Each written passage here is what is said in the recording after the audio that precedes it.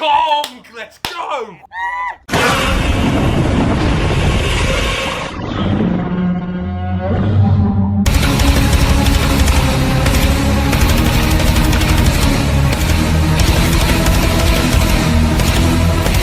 Goji Center, I'm back. Sorry. Splendid anyway. So anyway guys, if you don't know who Goji Center is, he explains a lot of depth into the Monsterverse and he does a brilliant job doing it. He's actually educated me on some topics. And also I did sponsor his merchandise one time and that was really fun. Goji Center, you watching? Goji Center, if you're watching, I'll happily do it again. Or if you need another voice actor, I'm your guy. But anyway guys, the video we're reacting today is new Titan, Titanus Abaddon. Now guys, I did a video on Titanus Abaddon. If you want to know more, it'll be in the description below. Well, Goji Center's probably going to explain it in this video, but I do a different kind of video to it. So it's best if you go watch too, so you can get both knowledge towards it. I've just hit my thumb, ow. And I've got my headphones on. I usually do this instead. That's better. But anyway, guys, let's get watching this video. I've missed Goji Center. But anyway, play. Say it with me. Ding ding. Good. Let's see what he has to say. Today on Goji Center, the Monsterverse roster of Titans has been expanded once again with the introduction of a new Titan, Titanus Abaddon. In this episode, we'll be doing a quick speculative breakdown of what we know about this Titan, breaking down all physical characteristics and seeing how it might fare against other kaiju. That does look cool. Kong is if you haven't, and let's dive way ahead of you. Yeah, check him out. To fully understand this Titan, we must first take into account certain events that happened in the Monsterverse timeline some time ago. We are technically talking about post-2014 when Godzilla first emerged against the Mutos. Titanus Abaddon is a Titan that technically already existed in the Monsterverse lore. The first time we've heard about this kaiju was actually back in 2019 in Godzilla King of the Monsters. Now that is true. But before those events, more specifically between the years of 2014 and 2019, Monarch had started what might have been the most expensive initiative of the century, building multiple outposts around the world in record time, or should we Abaddon say, is up in Canada. Facilities around more than 17 Titans that were rapidly being discovered around the world. Is it Canada, or is it just between America? Being Titanus Abaddon. Titanus Abaddon before 2019 was discovered in Wyoming in the United States. More yeah, United States. Somewhere underneath a natural landmark known as Devil's Tower. To study this correct. That's it. That's the one. Dozens of engineers, I thought that was up in Canada. My bad, guys. Sorry. Contractors rapidly began the construction of a containment facility around this Titan, wherever it was hidden. This place, Devil's Tower, might have been one of the many reasons why this Titan was named Titanus Abaddon. Why? Well, this name does hold a pretty sinister origin. The word Abaddon originates from the biblical term in the book of Revelations referring to an angel of death, king or angel of the bottomless pit. This entity ruled over a vast army of what are described as locusts, or some sort of arthropods with the faces of men, teeth similar to that of lions. I thought it was little insects. Armor. Monarch scientists, upon seeing the characteristics of this Titan, may have opted for the name Abaddon since it did more or less share some visual traits of the types of creatures the mythical Abaddon would command. After the facility was finished, sometime before 2019, the facility would have had a kill switch implemented. Every single one of these Monarch containment centers had one, and each was specifically designed to kill a certain type of Titan. Abaddon is a destroyer. Monarch have a protocol in place in case of any kaiju breach emergencies. Come 2019, when Ghidorah woke up and the explosion of the oxygen destroyer. Ghidorah amplified his alpha call, commanding all Titans around you know what that the world means. to wake up and begin causing mass destruction in populated regions. Titanus Abaddon being one of them. There are no exact details on how Titanus Abaddon escaped his enclosure, that was my missus. But one thing is clear. Almost, if not every single Titan made it out of its enclosure and escaped, including this one. Titanus Abaddon would then wake up from hibernation from underneath this rock formation and make its way to the nearest highly populated area.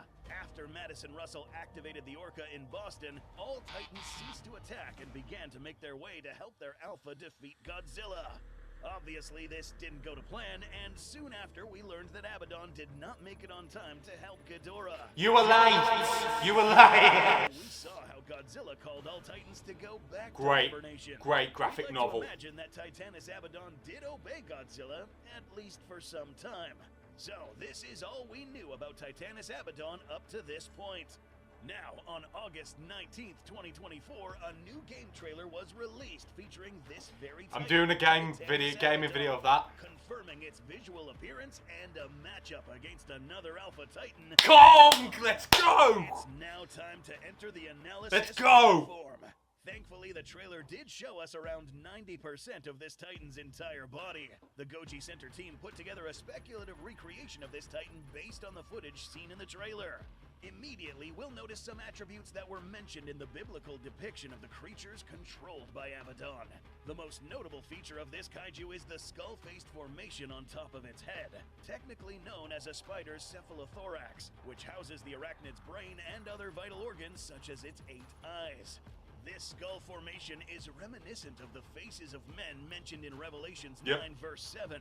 Additionally, we find that as the name Bible Arachnid suggests, this Titan does have some sort of armor covering its limbs and other body parts. The exoskeleton would be the equivalent of the iron plate armor mentioned in verse 9.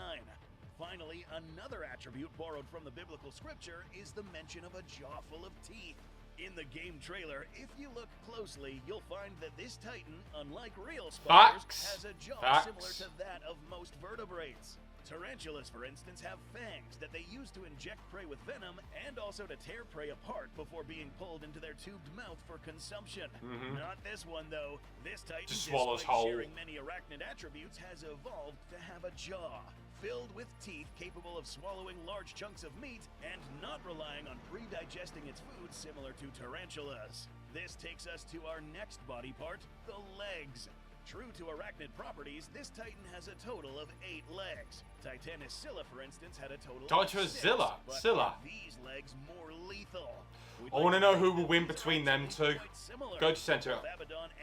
Do a video of them too. Tips on the end of each of their legs, using these as weapons for stabbing into the soft, fleshy surface areas of big or small creatures. The tips of Titanus Abaddon, however, are particularly sharp, almost like needles.